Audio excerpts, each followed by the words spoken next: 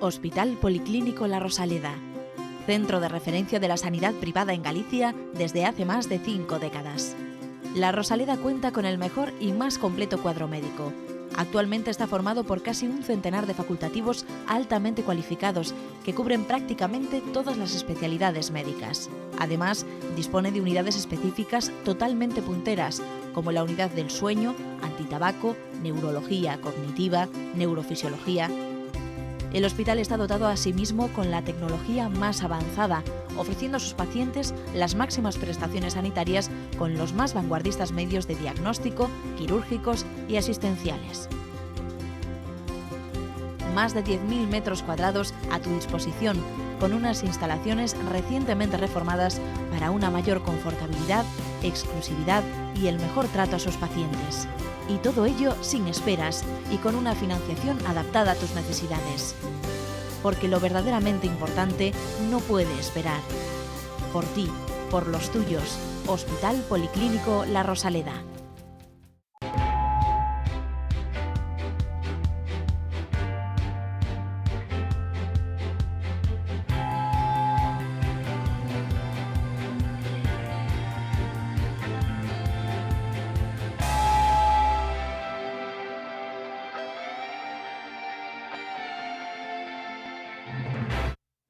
¿Qué tal? ¿Cómo están? Bienvenidos una semana más a Falando de Saúde, su programa de salud, como dice el propio nombre de este programa, y que se convierte, yo me atrevería a decir, en su programa de cabecera, porque yo creo que les gusta escuchar y aprender lo que siempre dicen nuestros invitados. Hoy no creo que sea menos, o sea que les voy a adelantar el sumario de nuestro programa de hoy. Hoy en Falando de Saúde, entrevista a un urólogo de La Rosaleda. A continuación, los espectadores plantean sus dudas sobre la incontinencia. Y por último, desde la unidad de enfermería, hablarán de la importancia de la dieta en la hipertensión arterial. Llegados a este punto, imagino que echarán de menos a alguien. Sí, el doctor Ignacio Balboa parece que no me duró ni 2 asaltos y ha tenido que tomarse un descanso y entonces coger las fuerzas para venir seguro la semana que viene y dirigirse a ustedes y sobre todo darle también buenos consejos desde aquí. Pero hoy tenemos un tema que a más de uno nos interesa y que es muy importante y a veces digamos que está considerado un poco tabú. Parece que nos cuesta hablar de ello. Para ello tenemos un urólogo, el doctor Vicente Manso de La Rosaleda. Bienvenido, doctor. Muchas gracias. Y bueno, pues la primera pregunta es muy obvia para aclararnos un poco el concepto y definirlo. ¿Qué es la incontinencia y por qué se produce, doctor? Bueno, la incontinencia la podemos definir como una pérdida involuntaria de orina, ¿no? Puede ser una pérdida mínima, unos pequeños escapes, o puede llegar a ser incluso una micción completa en la que se nos escapa sin control. Y cuando pasan esas cosas, cuando hablamos de incontinencia, ¿no? Las causas de la incontinencia son múltiples y aparte la incontinencia es así un concepto solamente de lo que hemos explicado general, pero luego hay clasificaciones. Ahora podemos clasificar en 2 grandes grupos, por hablar así muy general. Un grupo que hablamos de la incontinencia de esfuerzo o de estrés y por otro lado la que llamamos incontinencia de urgencia. Y luego hay personas que tienen las 2 juntas, entonces hablamos de incontinencia urinaria mixta, ¿no? Entonces, bueno, el diagnóstico hay que ir a la causa de por qué se tiene la incontinencia y hay que hilar muy fino, al principio con la historia clínica para luego poder ir pidiendo pruebas en función de hacia dónde queramos ir, si la incontinencia es de esfuerzo, si es una incontinencia de urgencia o si es una incontinencia mixta. Y los tratamientos son distintos, con lo cual hay la importancia del diagnóstico. Háblenos entonces, bueno, de qué factores son los que tiene que tener en cuenta para la historia antes de definirnos en qué consiste cada tipo de incontinencia. Bueno, la historia ya la vamos dirigida para intentar hacer el diagnóstico de qué tipo de incontinencia tenemos. Ajá. Entonces, en función de las respuestas que nos van dando, pues ya vamos enfocándolo hacia un lado o hacia el otro. Y a veces es de las dos. Y a veces hacemos preguntas que, bueno, que no está muy claro, con lo cual nos la tienen que contestar en sucesivas visitas, ¿no? Pero bueno, la incontinencia de esfuerzo es como su nombre indica, cuando uno hace un esfuerzo, aunque sea mínimo, la tos, la risa, estornudo, levantar un peso, incorporarse de una silla, y ahí hay una pérdida de orina, ¿no? Y la incontinencia de urgencia es cuando nos vienen unas ganas tremendas de orinar y no podemos aguantar y se nos escapa. Como en la imagen que tenemos ahí, ¿no? Esa chica que tiene muchas ganas de orinar. Parece que sería, gesto... si tiene un escape, sería una incontinencia de urgencia. ¿Y tenemos alguna más? ¿Son esas? No, las dos y la mixta, que sería la suma de las dos. Digamos que este no es un problema que afecte solamente a personas mayores, porque es lo que muchas veces todos pensamos, ¿no? ¿Puede ocurrirnos a cualquier edad? Sí, hombre, bueno, los niños, en principio, evidentemente, todos se orinan en la cama y no controlan los esfínteres al principio, luego cuando van madurando, pues ya van controlando, y luego tenemos niños que, bueno, es que eso ya es una incontinencia, pero ya va aparte, no está en esta clasificación, que es la enuresis nocturna cuando son niños ya mayorcitos que todavía no controlan los esfínteres por la noche, ¿no? Pero después, en la edad adulta o ya a partir de la infancia, ya todo el mundo teóricamente controla bien sus esfínteres, y a partir de ahí, cuando deja de controlarlos por un motivo o por otro, hablamos de incontinencia. Y sobre todo porque me imagino que esto también afecta más a mujeres que a hombres, ¿no? ¿O no? Sí, en general. Sí, también depende de las causas, ¿no? Puede ser también por una causa traumática, problemas neurológicos y tal, entonces ahí se equiparan, ¿no? Pero en principio sí, hay mayor tendencia, estadísticamente es más frecuente en mujeres hasta que son mayores, hasta los 60 años hay mayor frecuencia, mayor porcentaje en mujeres, y luego ya se van igualando. Una vez que ya tiene a su paciente diagnosticado, ¿cuáles son los posibles tratamientos a los que puede someterse y curar esa incontinencia? Porque ¿se puede curar? Sí. Bueno, según qué tipo de incontinencia se puede curar, si no, de todas formas, todas se pueden tratar y mejorar, ¿no? Según qué tipo de incontinencia sea, tienen tratamientos totalmente distintos. Por eso, insisto otra vez en el tema del diagnóstico y la buena historia clínica en esto, ¿no? Las incontinencias de esfuerzo, en principio, el primer tratamiento es la rehabilitación del suelo pélvico, los ejercicios para fortalecer el suelo pélvico, y si eso falla, pues ya pasamos a la cirugía. No hay tratamiento, bueno, algún tratamiento por ahí un poquito intermedio, pero bueno, no hay tratamiento médico para la incontinencia de esfuerzo. La incontinencia de esfuerzo hay que tratarla fortaleciendo el esfínter y el suelo pélvico y haciendo que se pueda controlar la micción. En cambio, la incontinencia de urgencia no se opera.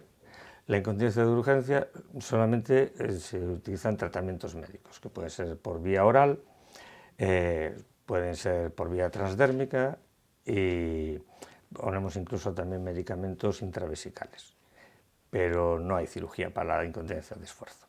Y luego ahí están las incontinencias mixtas, que necesitan de las dos cosas, y por eso advertimos muchas veces a la gente, porque si no se tiene este concepto muy claro, y hay personas que creen que operándose ya van a solucionar su problema, y si tienen una incontinencia mixta, se operan, mejoran la parte de la incontinencia de esfuerzo, pero después van a tener que seguir con un tratamiento médico para controlar la urgencia, porque si no, van a seguir teniendo escapes. ¿En qué consiste la cirugía?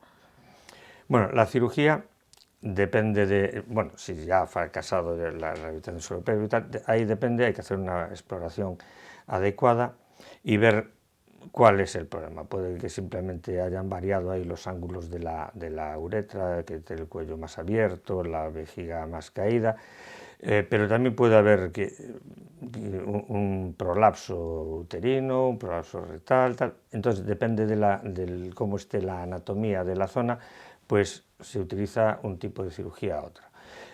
Habitualmente utilizamos mallas, unas prótesis, unas mallitas que se colocan lo más habitualmente, son suburetrales. Debajo de la uretra hacemos como un cabestrillo y se coloca ahí una malla que eleva la uretra y la reposiciona y vuelve a colocarla en su sitio, y entonces el ángulo de vaciado ya se corrige y con eso se controla.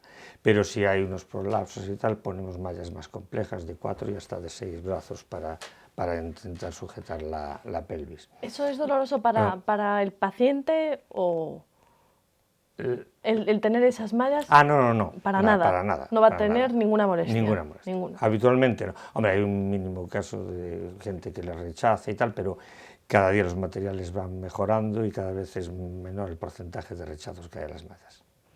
Me gustaría saber si el paciente que acude a la consulta del urólogo con incontinencia, bueno, pues ya va en un momento en el que ya está como demasiado avanzada esa incontinencia.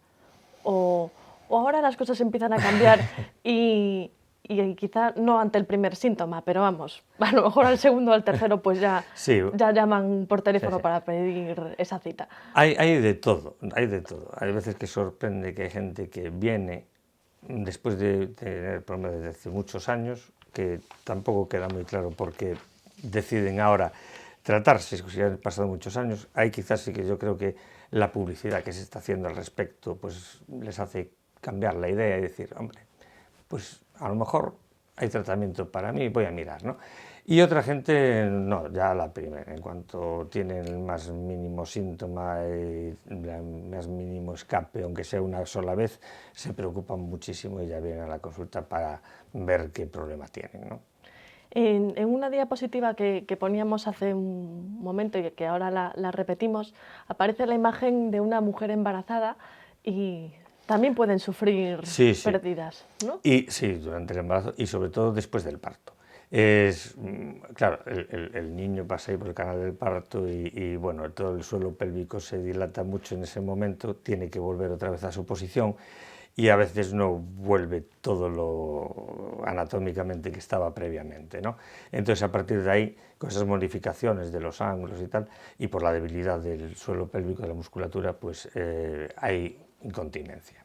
Entonces, sí, lo de los embarazos, las multíparas, sobre todo las mujeres de antes que parían en condiciones menos adecuadas que las de ahora, pues tenían muchos problemas de incontinencia después de los partos. También mencionó anteriormente los ejercicios de fortalecimiento de suelo pélvico, sí. Que además bueno, en la Rosaleda hay una unidad de fisioterapia en donde también son expertos en rehabilitar el suelo pélvico. Sí. Cuéntenos un poco más sobre esto, porque parece que es ahora cuando está de moda, pero no se hablaba mucho de esto antes. Vamos a ver, en nuestra cultura occidental esto es una cosa que viene de los años 40, de 1940 y tal, que lo publicó el doctor Kegel, precisamente, era un ginecólogo y precisamente para las mujeres después del embarazo, que le aparecían muchas con incontinencia, pues empezó a diseñar unos ejercicios para fortalecer el suelo pélvico y tal, y eso se popularizaron ahí. De hecho antes se llamaban los ejercicios de Kegel, pero bueno, son rehabilitación del suelo pélvico. Y ahí, en otras culturas les enseñan a las niñas desde pequeñitas a fortalecer la musculatura de la vagina y de todo el suelo pélvico para favorecer el parto, para favorecer las relaciones sexuales y tal. Entonces, bueno, sí, para nosotros es una cosa que nos suena como muy novedosa, pero en otros sitios es muy antiguo, ¿no? Sobre todo porque como medida preventiva es muy eficaz. Claro. Son una serie de músculos que hay que tener con un buen tono, como cualquier otro músculo del organismo, ¿no? Entonces, lo de estos ejercicios, yo lo digo siempre. Hay dos cosas muy importantes. Una, aprender a hacerlos bien.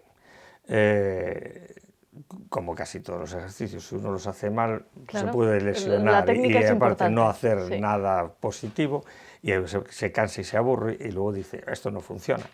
Entonces, yo en mi consulta no me gusta dar los ejercicios ya directamente a los pacientes para decir, mire, hágase usted estos ejercicios en casa.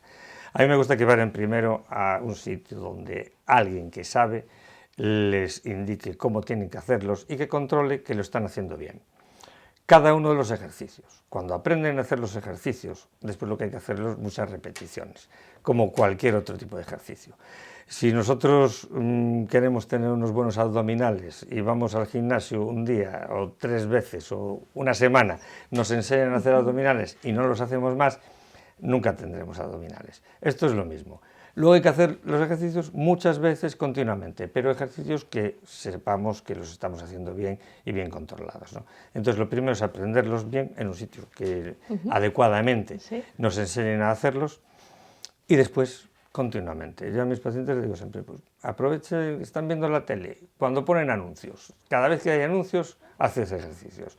Estás fregando los cacharros, cuando fregas los cacharros, pues de vez en cuando haces los ejercicios, que estás planchando, hay que aprovechar a lo largo del día cualquier momento que tengas para hacer ejercicios. Los que son de pie, los que son de estar sentados, los que estar acostados, pues por la mañana levantarse, antes de acostarse, dedicarle unos minutitos a hacerlos y así se consiguen resultados. Porque si no, si simplemente damos ahí unas tablitas, haga usted esto y luego la gente hace algo parecido a aquello, y luego no le ve el resultado positivo, lo abandonan habitualmente. Entonces yo hace ya mucho tiempo que dejé de dar los folletitos en la consulta, y la gente que va a rehabilitación y ve que aprende y tal, inicialmente das 10 sesiones para que aprenda y tal, muchas veces dicen que no les llegan, vienen para seguir aprendiendo y tal.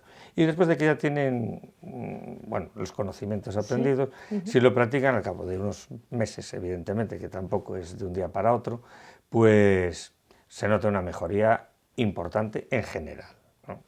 O sea que es importante hacerlos, pero hacerlos bien. Pues ya lo saben, el doctor yo creo que ha sido absolutamente claro y la constancia es imprescindible en este tipo de rehabilitación y también de prevención. Doctor, si te parece, nos vamos a otra sección, y que es el turno de lo que preguntan los espectadores. Muy bien.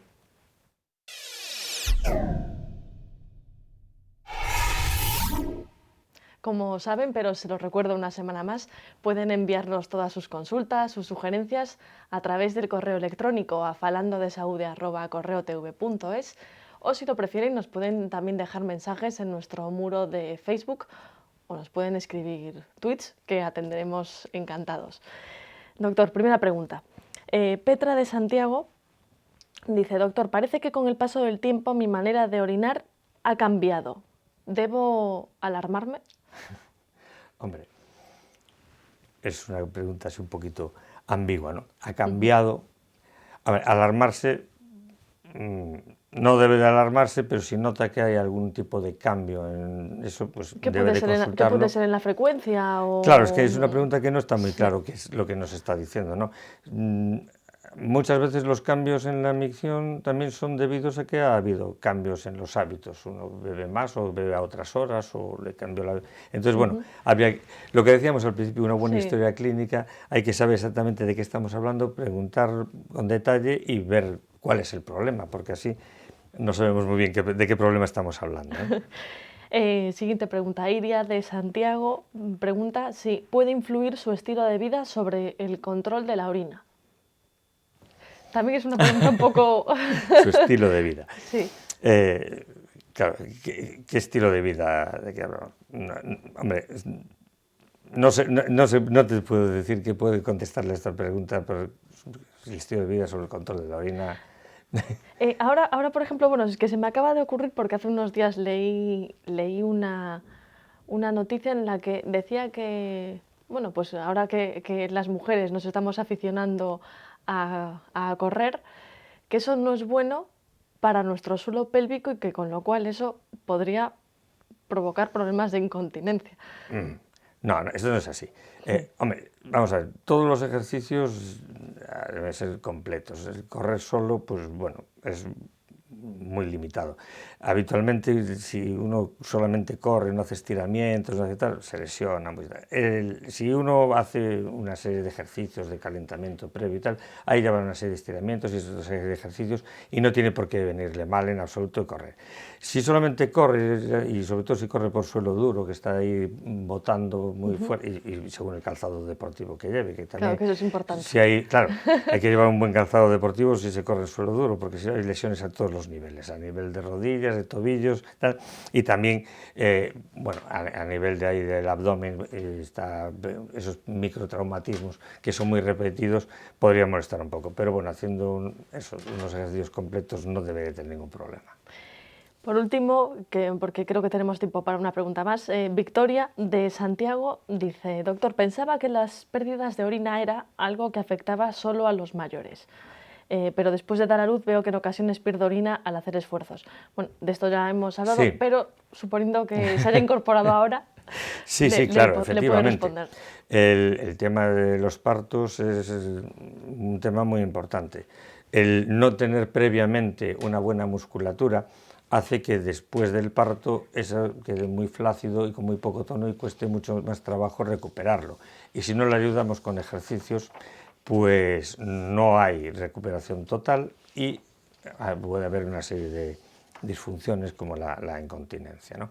Entonces, los ejercicios de suelo pélvico se deben de hacer siempre a todas las edades para tener un buen suelo pélvico que nos ayude, ya digo, no solamente para el tema de la incontinencia, sino incluso para las relaciones sexuales, para el estreñimiento y tal, para todo. Y tenerlo previamente, no solamente esperar después para que sea una rehabilitación, claro, porque cuando es una rehabilitación es mucho más difícil, ¿no? Si ya partimos de un buen tono, es un esfuerzo para esa musculatura que es el parto, pues bueno, luego lo recupera más o menos fácilmente. Si partimos de que hay una mala musculatura, ese esfuerzo puede producir lesiones y luego estamos hablando de una recuperación de eso que está lesionado. Entonces, es mucho más lento. Y ahora se me ocurre, ¿cómo una mujer sabe si tiene una buena musculatura o no? Porque a lo mejor no tiene, bueno, pues ningún problema, pero ahora está escuchándole y dice, bueno, ¿y yo cómo sé? ¿Me apunto entonces a las clases de fortalecimiento del suelo pélvico? Bueno, eso no vendría mal. Ahora mismo, vamos a ver, ahora mismo es curioso, ha cambiado bastante el concepto del suelo pélvico, que antes, yo no sé, 10 años parecía que hablábamos en otro idioma, y ahora se hace en todas partes. A mí me sorprendió mucho, porque hablando así con algunas pacientes mayores, que en centros de la tercera edad hacen gimnasia específica de suelo pélvico. Los monitores de gimnasia les dan clases de ejercicio de suelo pélvico. Y van hombres y mujeres. Es decir, muy que bien. Lo de apuntarse a clases de suelo pélvico, en clases de pilates hacen ejercicios de suelo pélvico, en clases de yoga hacen ejercicios de suelo pélvico. Es decir, que ahora mismo, antes no lo hacía nadie en ningún ámbito, ahora todas las distintas secciones están teniendo ahí un apartadito para reforzar esta musculatura que era totalmente desconocida y por supuesto olvidada, ¿no? Entonces, cualquier mujer no está de más que si quiere hacer algo de deporte, quiere hacer algo de gimnasia, de mantenimiento, pues también piense en esa musculatura y vaya a entrenarla un poquito, porque mal no le va a venir nunca, va a venir bien para todo. No, y sobre todo que si tiene que acudir a su consulta luego, pues en función del tratamiento que deba prescribirle, si su tratamiento, bueno, pues oral o intravenoso, no, intravenoso no. No, decía intravesical. Intravesical, perdón, ya sabía que me estaba equivocando. Pues digamos que, bueno, pues... Si tiene una muy buena musculatura del suelo pélvico, es difícil, muy poco probable que tenga incontinencia de esfuerzo. Podrá tener una incontinencia de urgencia, pero una incontinencia de esfuerzo es muy poco probable. La descartaríamos casi. Casi. Pues ahora nos vamos a recibir un consejo a la Rosaleda.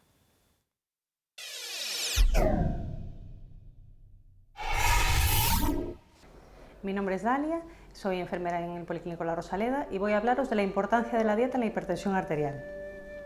La hipertensión arterial es el aumento de la presión arterial con unos valores por encima de 140 milímetros de mercurio de presión sistólica y de 90 de presión diastólica. Y es una elevación de manera crónica. Esta elevación puede deberse a alguna enfermedad, a alguna toma de fármacos o de causa desconocida. Debemos tener en cuenta que la elevación de la presión arterial también puede deberse a abusos de alcohol, abuso de tabaco, falta de ejercicio, sobrepeso, estrés, y también influye una dieta con elevada sal. Entonces debemos tener en cuenta sobre todo la sal en la dieta. Si queremos disminuir la presión arterial, lo más importante es no añadir la sal en la dieta. Necesitamos en torno a 1,25 gramos al día de sodio y no debemos ingerir más de 6 gramos diarios. que viene equivaliendo a una cucharadita de café. Hay alimentos muy ricos en sal, como son por ejemplo las aceitunas, el jamón serrano, los embutidos, el bacalao salado, los cubitos de caldo, que tienen muchísima sal, debemos de evitarlos. Después debemos de tener en cuenta también, a la hora de comprar los productos, elegir aquellos que en el etiquetado tengan la palabra sal hacia el final de la lista, porque quiere decir que tienen menor contenido de sal en el producto, y debemos también elegir aquellos que contengan en torno a 0,5 gramos o 500 miligramos de sal cada 100 gramos de producto. Por otro lado, debemos de mantener una dieta rica en fruta, verdura, legumbres, bajo contenido en grasa, y evitar el café 2 a 3 diarios. Y también debemos de mantener un ejercicio físico moderado, a poder ser pues diario. Se recomienda caminar unos 30 minutos diarios para poder disminuir esta presión arterial elevada. Pues hemos llegado al final del programa. Ya sé que les ha faltado la palabra de Ignacio de hoy, pero bueno, no se preocupen, que la semana que viene, si hace falta, le hago 2 exámenes y bueno, a ver si lo supera, seguro que sí. Solamente me queda despedir a nuestro invitado de hoy. Doctor, muchísimas gracias por venir. Había estado aquí hace años, sí. Y me gusta que regrese, o sea, que espero que no tarde tanto en venir. Esperemos. Y que nos siga, bueno, pues explicando pues, de una manera tan didáctica temas tan interesantes como el de hoy, como el de la incontinencia. Muchas gracias. Gracias. Y a ustedes pues les emplazo al próximo programa dentro de una semanita y espero que estén ahí para seguir aprendiendo de nuestros invitados semana a semana. Así que, como bien dice mi compañero, el mejor de mis deseos, de nuestros deseos, salud y suerte.